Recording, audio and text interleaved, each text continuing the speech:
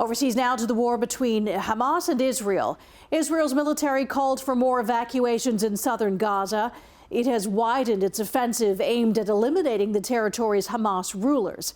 Now, the war has already killed thousands of Palestinians and displaced over 3/4 of Gaza's 2.3 million residents who say they simply have run out of spaces to go.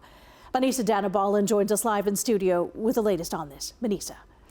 Taz, the health ministry in Hamas-run Gaza is reporting 15,000 for the death toll and says more than 41,000 have been wounded, adding that 70% of the dead are women and children. Following new Israeli airstrikes this weekend, the emergency wards at two of Gaza City's only functioning hospitals are crammed. The wounded are treated in the open. Israel says it targets Hamas operatives and blames civilian casualties on the militants, accusing them of operating in residential neighborhoods. It claims to have killed thousands of militants without providing evidence. Israel says at least 81 of its soldiers have died. The Israeli military says several IDF soldiers were also injured in a missile attack near the border with Lebanon on Sunday as fighting continues with Hezbollah. Global Affairs Canada said about 130 Canadians were allowed to leave through the Rafah border crossing over the weekend, adding that an 8th Canadian has died as a result of the current conflict, this time in Lebanon. Meanwhile, in Gaza, the risk of major disease outbreaks is growing.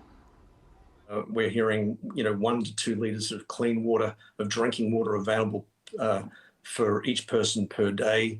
We're hearing of 200 people sharing one toilet. With toilets overflowing, open defecation, these kind of conditions are ripe for the spread of disease. And we're seeing increased numbers of respiratory infections, of diarrhea. The U.S., Qatar and Egypt say they are working on a longer truce, but some hope has faded after Israel has called back its negotiators over the weekend. Hamas is demanding a permanent ceasefire to release more hostages.